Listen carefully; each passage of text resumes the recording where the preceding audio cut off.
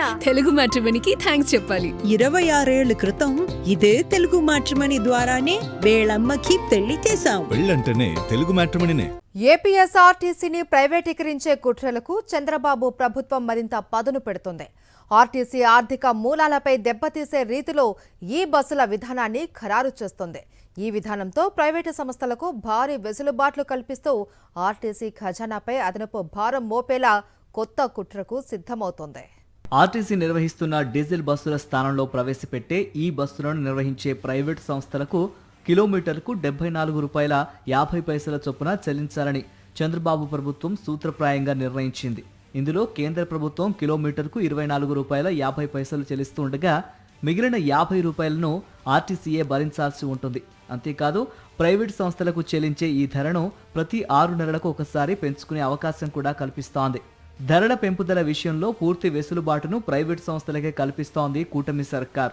₹74.50 గిట్టుబాటు కావటం లేదని ప్రైవేటు సంస్థలు భావిస్తే ప్రభుత్వానికి కేవలం సమాచారం ఇచ్చి ధర పెంచుకోవచ్చు.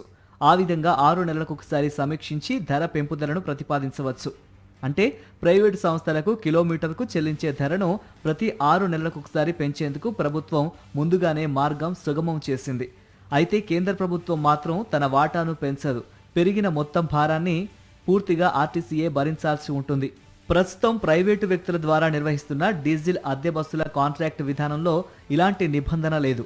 టెండర్ సమయంలో ఖరారైన ధరనే కాంట్రాక్ట్ కాలపరిమితి ముగిసే వరకు కొనసాగిస్తున్నారు. కానీ ఈ బస్సుల విషయంలో మాత్రం ప్రతి 6 నెలలకు ఒకసారి ధర పెంపునకు అవకాశం కల్పిస్తోంది ప్రభుత్వం. దీంతో ప్రైవేటు సంస్థలకు భారీ ప్రయోజనం చేకూరగా ఆర్టీసీ ఖజానాపై మరింత ఆర్థిక భారం పడనుంది. మొదటి దశలో 1450 ఈ బస్సులను ప్రవేశపెట్టాలని ప్రభుత్వం నిర్ణయించింది. 2029 నాటికి దశల వారీగా 10,000 ఈ బస్సులను అందుబాటులోకి తీసుకొస్తామని ప్రకటించింది. అంటే భవిష్యత్తులో 100% ఈ బస్సులే ఉండనున్నాయి. వాటి నిర్వహణ మొత్తం ప్రైవేటు సంస్థల చేతుల్లోనే ఉండనుంది. టీడీపీ మద్యం సిండికేట్ మాదిరిగానే టీడీపీ అస్మదీయ సంస్థలతో ఈ బస్సుల సిండికేట్ను అధికారికంగా ఏర్పాటు చేస్తున్నట్టేనని ఆర్టీసీ వర్గాలు వ్యాఖ్యానిస్తున్నాయి.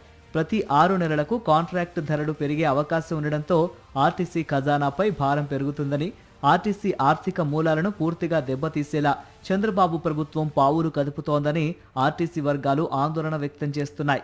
మరిన్ని అప్డేట్స్ కోసం ఛానల్ ను సబ్స్క్రైబ్ చేయండి. నోటిఫికేషన్స్ కోసం బెల్ ఐకాన్ పై క్లిక్ చేయండి.